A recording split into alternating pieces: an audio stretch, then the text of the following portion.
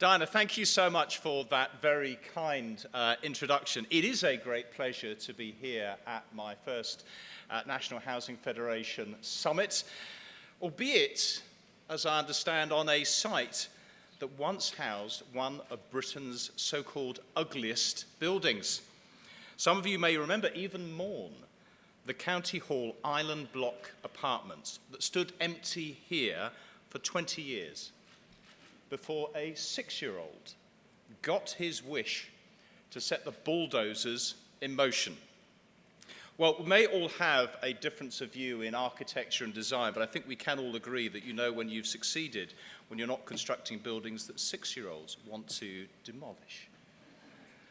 It is also genuinely a great privilege to be speaking before we hear from David Orr for the final time in his role as the National Housing Federation's Chief Executive. Though I understand it's not just his speeches which are much appreciated. I hear his performance at NAF karaoke nights, too, are also quite a draw.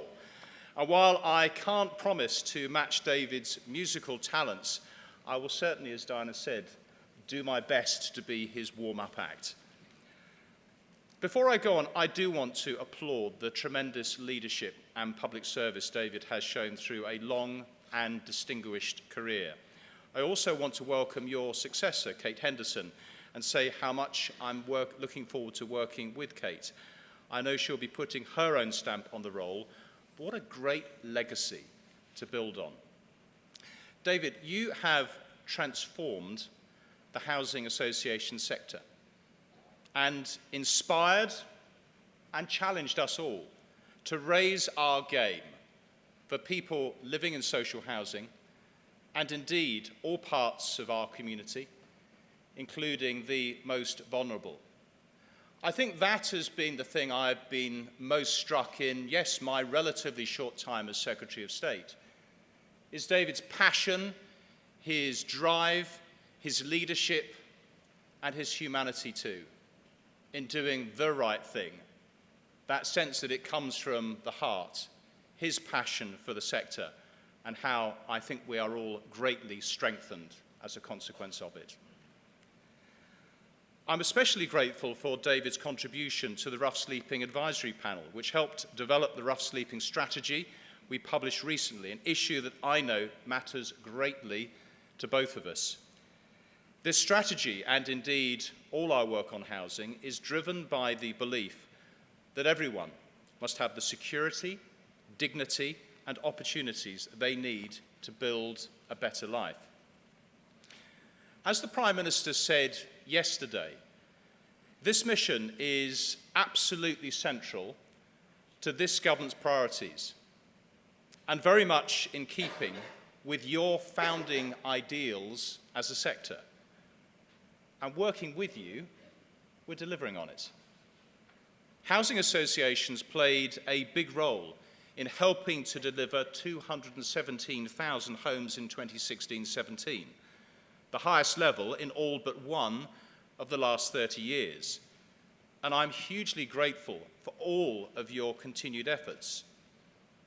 But we know we can and want to do more. That's why we've listened to what you've told us about wanting more certainty and stability to be able to protect and boost supply, and we've responded. We put billions into affordable housing, including homes for social rent, and given housing associations a leading role in delivering this through long-term funding deals. We've given you more certainty over your rental income. We've retained the funding for supported accommodation within housing benefit. We've enabled councils to borrow more, to build more.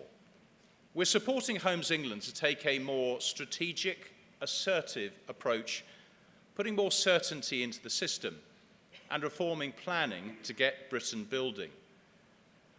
We're also taking action on other issues that you've raised, such as doing more to capture increases in land value for the public good through changes to the National Planning Policy Framework, Section 106 planning obligations, and the Community Infrastructure Levy. But I know there is more to do. And as the Prime Minister said yesterday, we'll be responding shortly to a consultation on developer contributions that includes proposals to help councils capture land values more effectively. So the sector has never been better placed to really step up and help deliver the homes our country needs.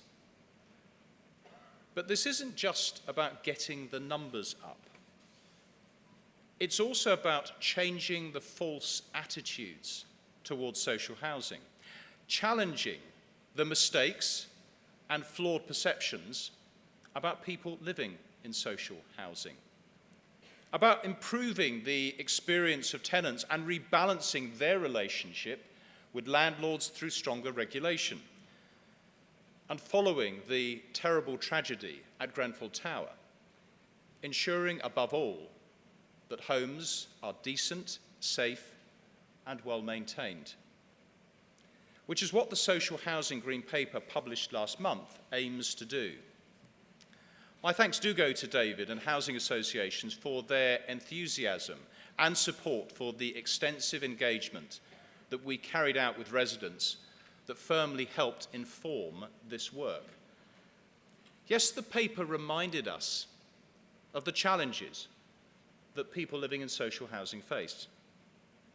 Stigma, the need for landlords to be more transparent and accountable, concerns about how complaints are handled. But it also shone a light on why, as the 1951 Conservative Manifesto said, housing is truly the first of the social services. To quote one resident we spoke to, I feel privileged and lucky to be a housing association tenant. Having an affordable, secure and quality home means everything and has helped me into employment. And the security has also helped my children be happy and successful. As the Prime Minister said, we need to do more to reinforce that pride in social housing. That sense that it can be both a safety net and a springboard to a better life. Something we treasure in the way we do our NHS. That's why we are investing in the sector and giving you the longer-term certainty that will help you build more, faster, both now and into the future.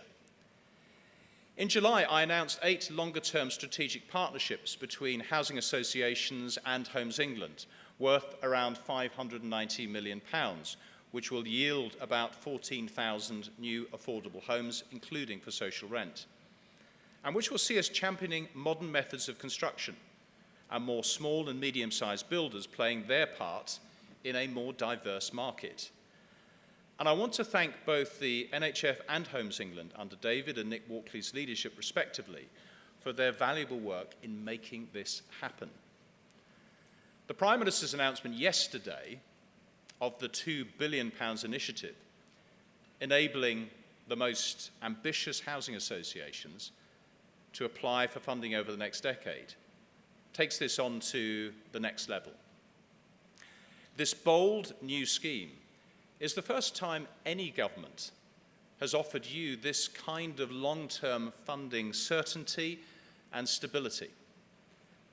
As such, I believe it promises to be a game changer, not just because it will help you get tens of thousands of new affordable and social homes built and provide a strong impetus for you to go further, but because the certainty and stability that underpins it signals a new approach to the way we invest in and deliver housing in this country. An approach that is a real vote of confidence in housing associations and places you firmly in the driving seat to be industry leaders in building more and better, in driving innovation and setting higher standards for the way social housing is managed and the people who live in it are supported. With your, as Diana put it yesterday, special combination of a core social purpose and good business sense, you are uniquely well placed to pick up this baton. So I urge you to make the most of this opportunity to help us deliver a new generation of social housing and help secure the high-quality homes that people who can't afford to buy or rent privately deserve. These have to be homes that meet their needs. And having listened to residents, we've decided, for example, not to implement the provisions in the Housing and Planning Act to make fixed-term tenancies mandatory for local authorities at this time. We understand that lifetime tenancies are, for some people, for some communities, essential for providing the security and stability they need to make a place truly feel like a home. That's why it's right that all social landlords should have the freedom to offer them. Now, it's also right and fair that social housing can be a springboard to home ownership. And I want to commend the vital work by David and the NHF with this government on the voluntary right to buy agreement. This has already helped hundreds of housing association tenants buy their homes, and thousands more are set to benefit from the latest large-scale Midlands pilot that launched last month. We'll be monitoring this closely, in particular in relation to replacing homes that are sold. But this groundbreaking partnership between government and the sector, I believe, is an important step towards extending the dream of home ownership. With that in mind, we have to challenge what I believe to be some false choices. In particular, that you can either boost the supply of rented properties or support home ownership, but you can't do both. This doesn't have to be the case. Whilst championing better standards for renters, we should not apologise for backing the aspiration around home ownership. 2/3 of social housing residents would like to be home owners. These people who run our businesses, keep our public services going, contribute to society in countless ways, are just as hardworking, ambitious, and keen to improve their communities as anyone else. We should recognise that ambition and provide that opportunity to which they aspire. The Social Housing Green Paper sets out how we can do this whilst also ensuring that councils can replace homes sold. There's nothing contradictory about this, about building more affordable homes and helping people meet the aim of home ownership. I believe to say otherwise is a false choice. We have to do both. And nor is there anything contradictory about promoting ownership and tackling stigma, another all too common false choice. I think to do otherwise would be to ignore the ambition of the vast majority of social housing tenants. All I want is to help each person living in social housing to make the right choice for themselves, not have it made for them. And the same goes for another false choice that pits building more homes against building better homes. We're determined to deliver 300,000 homes on average a year by the middle of the next decade, but not at any price. These are not just a roof over our heads, they are the foundations on which our lives and communities are built. As the philosopher Sir Roger Scruton put it, we are needy creatures, and our greatest need is for a home. All our attempts to make our surroundings look right through decorating, arranging, creating, are attempts to extend a welcome to ourselves and to those whom we love. So good design and style matter, arguably more, not less, for people living in social housing and combating the stigma that surrounds it. It's not our job in government to dictate what this looks like, but we all know how it feels. Good design produces places that have helped shape and are proud to call home.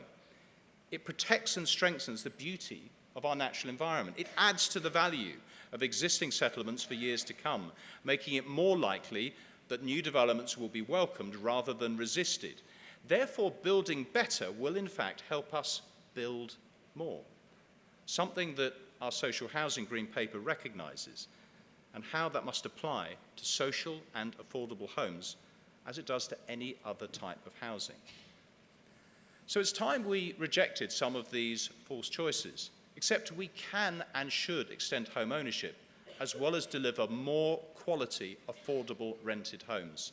Accept there is nothing incompatible or contradictory about these goals, which after all have the same end: more people having decent, secure, comforting places they call home. Accept that they are goals which are within our grasp.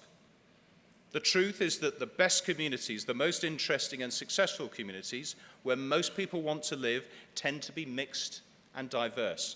Places where people from all backgrounds, living in all types of housing, can come together, bound by a strong sense of belonging and identity. Yes, we are facing a huge challenge, but I know there's no sector better placed than you to meet it. As the Prime Minister said, you have blazed a trail for many high quality and, yes, beautiful homes that have stood the test of time and served the public good. That makes a mockery of arguments that high density and affordability have to equal low quality and lack of character. This is the difference that I know we all want to see as we look forward. As David Orr said in the aftermath of the Grenfell fire, we have an obligation to make this a moment of change. It's clear that to do this, to make this difference, to meet that obligation, we need all parts of the sector to pull together. We've responded to your calls for more support. And I'm looking forward to seeing housing associations, with your unique and impressive track record, seizing this unprecedented opportunity and leading the charge to deliver the homes we need and the brighter future our people deserve. Thank you very much.